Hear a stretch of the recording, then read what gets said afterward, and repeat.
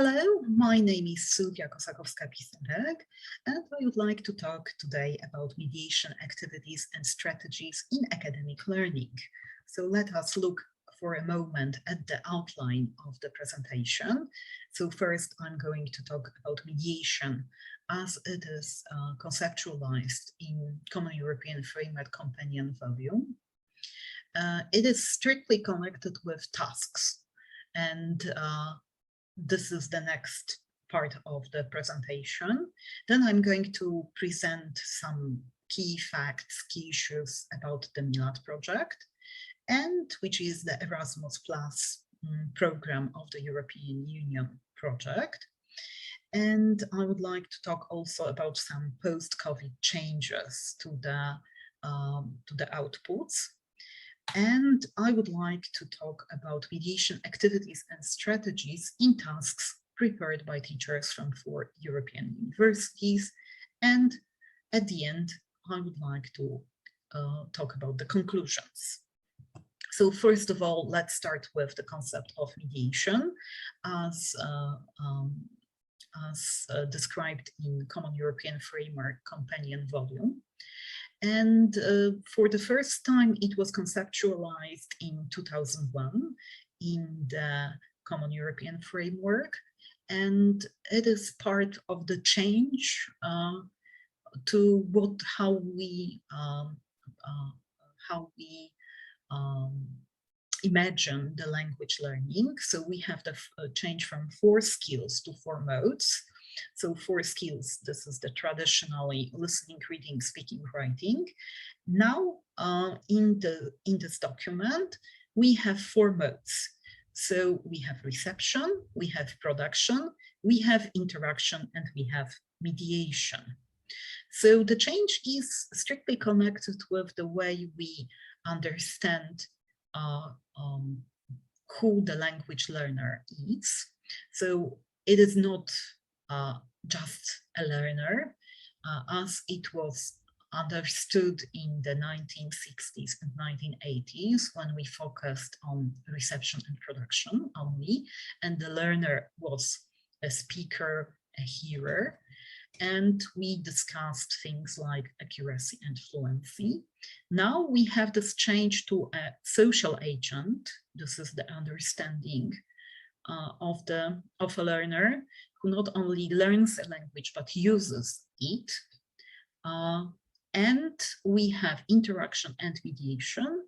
And interaction, he's participants of negotiation of meaning, and what's more, he co-constructs meaning as a social agent. And we can see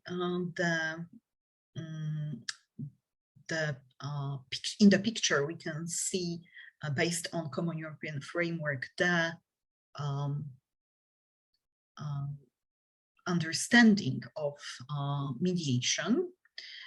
So first of all, it is very often said to claim to be an undervalued concept, frequently cross-linguistic. It is more complex, according to North and Picardo, than the other 3 modes. Since it often, as we can see from the picture, it encompasses all of the other modes, reception, production, and interaction. It is connected with processing information, which is increasingly important in knowledge-based societies. It is relevant to 4 domains: public, private, occupational, and educational. It is connected with means of reducing the distance or facilitating contact between the social agent and the sociocultural otherness. So in that way, it enables inclusion of minorities in the socio-culturally diverse societies. So this is a vital concept for enhancing education in skills for democratic citizenship.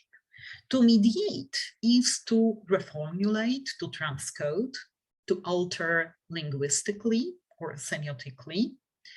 And it is often connected with change from oral to written expression, changing genre, combining text and other modes of representation, and it is connected with development of discourse competences, according to Costa and Cavalli. So the model of mediation was also presented by North and Picardo in developing illustrative descriptors of aspects of mediation for the CEFR.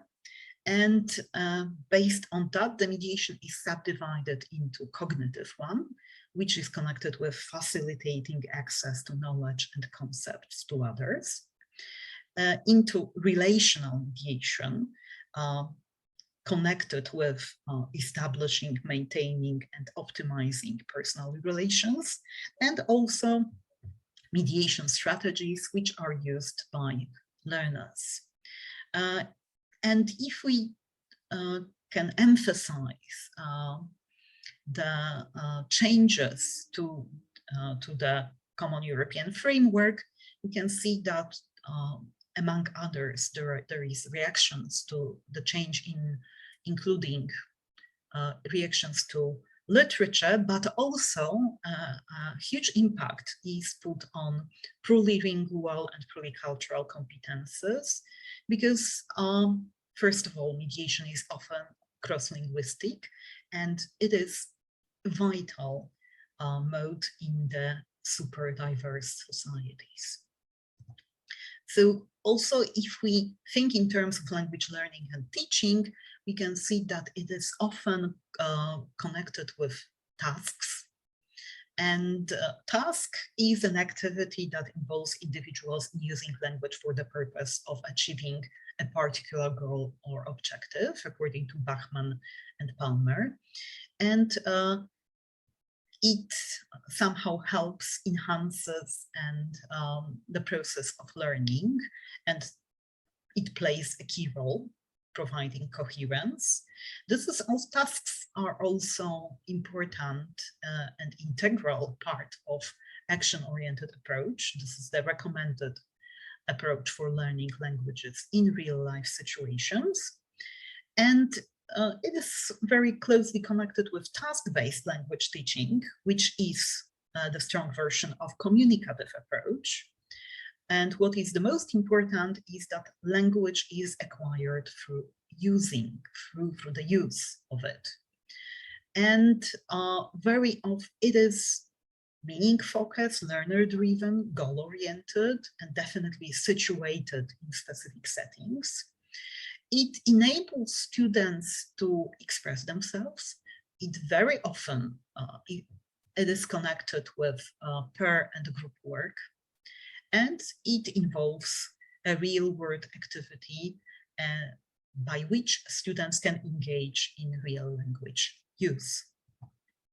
So that is why mediation has been chosen as the focus for the Mediation Language Learning and Teaching project co-funded by the Erasmus Plus program of the European Union.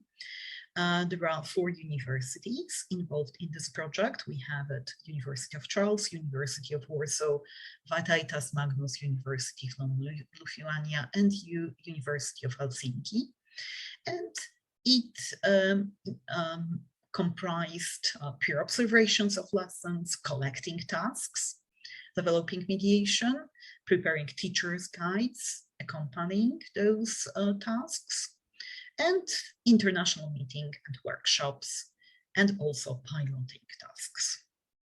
So before COVID, we have the actual intellectual outputs, which is peer observation form, task description and piloting form, and then materials developing mediation for online courses with a guide, and materials developing mediation for traditional courses. Due to the COVID pandemic, there was a change in the outputs. The outputs are available at the MILAD website. So both peer observation forms and task description and piloting form stayed mostly the same, but we have a change of the types of tasks, and the tasks are collected in 2 types. So materials developing mediation for asynchronous and polysynchronous online courses with a guide, and materials developing mediation for traditional and synchronous courses with a guide. So as we can see, the change is from spatial to more temporal dimensions. So we don't have this simple division into online and traditional tasks, but we have synchronous tasks that are the tasks that are taught with the use of, for example, Zoom, Google Meet, asynchronous, mainly Moodle, and polysynchronous, which are tasks that use both modes, both types. So polysynchronous learning, as defined by Delgarno, is the kind of integration of learner-learner, learner content, learner-teacher interaction through a blending of multiple channels of face-to-face asynchronous online and synchronous online communication. And the change was, in my opinion, beneficial because polysynchronous tasks enable students to benefit from both types of online communication, so synchronous and asynchronous. And if we think about tasks well-designed, asynchronous learning, it has some advantages, which is that learning can be ubiquitous, anytime, any place. It allows for self-pacing, for thinking time. It allows for the increased multimodality. And there are more ways to engage students creatively. On the other hand, well-designed synchronous learning has also some advantages, which is, first of all, the different types of interaction. So we have learner-learner, learner content, learner-to-teacher, and it is very often very dynamic, okay? So it caters for some needs of students. And let's look for a moment at the mediation activities and strategies as they are presented in Common European Framework Companion Volume. So we can see that, first of all, they are divided into activities and strategies.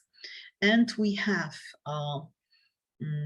activities which are connected with cognitive mediation, which is mediating a text and mediating concepts. And also the activities that are focused on relational mediation. This is mediating communication, and here we have 3 of them.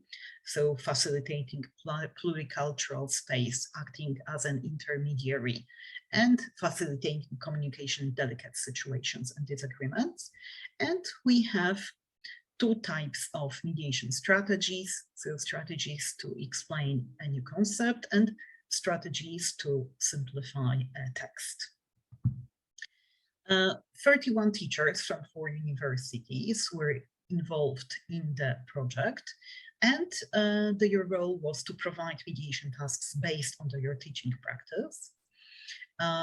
They were to specify mediation activities and strategies for each task. Then there was piloting of the tasks and reviewing them. And in case the piloted tasks were modified significantly, for example, by changing context or adding some activities, they were included as separate ones. What is important, the modifications couldn't involve changing mediation activities and strategies. And if we look at some facts of the 69 tasks, which were mostly piloted by other universities, except traditional ones, the target language was mainly English, but there were some tasks connected with Spanish, Russian, and French learning. The level was mainly B2, but also B1, C1, A2, and A1. And the highest number of asynchronous tasks, then traditional, synchronous, and polysynchronous. So out of those 69 tasks, 24 tasks were connected with language for specific purposes like business, legal, academic, and other purposes. In the form, there was the place where teachers have to state which mediation activities and strategies were developed with this task. And as we can see, teachers mainly indicated from 1 to 11 mediation activities and strategies. So there were 195 mediation activities and strategies, which 161 were mediation activities and 44 were strategies, which I suppose can be kind of indication what kind of tasks are more popular and which tasks are less popular, or which kind of mediation activities and strategies are more popular at those 4 universities and which are less popular. So if we look at mediating a text activities, we can see that there is a lot of polarization between the most popular task, mediation activities, which is relaying specific information or processing text, and the least popular, which are the tasks concerned with analysis and criticism of creative texts. And in 3 tasks, we had translating a written text, note-taking, expressing a personal response to creative texts. So in this category, I would say that there is a huge difference between very popular tasks and the less popular tasks. If we look at the next category, mediating concepts, we can see that it is not so, there is no such differences. Okay, more or less, the mediating concepts activities are quite popular. We have the most popular being 19 tasks for collaborating to construct meaning. In case of mediating communication, we have, although these are only 3 strategies, 3 activities, we have 14 tasks that were connected with facilitating pluricultural space, 6 tasks acting as intermediary and facilitating communication in delicate situations and disagreement. This is relational mediation. It is quite closely connected with pair work and group work. And we can see also a graph with the division, which tasks overall were involved pair work and group work. And we can see that 1/3 of the tasks did not involve group work or pair work. And these were mostly asynchronous tasks. 15 out of 24 tasks, which were in the part of asynchronous tasks, did not involve pair or group work whatsoever. So conclusions. So first of all, what is striking to me is that we have the most popular in the academic settings are those tasks which develop relaying specific information processing texts, which are mediation activities that I would connect with lower levels of Bloom's revised taxonomy. We have it in the picture. So understanding, remembering, these are the levels of Bloom's taxonomy. Activities such as expressing personal response to creative text and analysis and criticism of creative texts are not very popular at the universities. They are connected with higher levels of Bloom's taxonomy, that is analyze, evaluate, and create. And it could be connected with problems with assessment of such tasks, which is much more demanding for the teachers. Also, if we look at translating a written text, this is still not a popular activity. And when language learning is supposed to be more pluricultural or more plurilingual. Translating is quite important. And I would say this may be connected with this attitude towards using L1 in the language classroom, which is hard to change, although translanguages is gaining more popularity. Also, for me, it is quite important that in asynchronous tasks, we don't have so much group work and pair work, which is really a good thing because it caters for the needs of the students and it develops relational mediation. And I would like to also emphasize that in the Council recommendation on key competences for lifelong learning, we have directly stated that memorization of facts and procedures is key, but not enough for progress and success. And skills such as problem solving, critical thinking, ability to cooperate, creativity, computational thinking, self-regulation are more essential than before. So I suppose more research is needed in this area. However, I would say that some conclusions are quite important for the academic setting. So thank you very much for the presentation and see you, bye.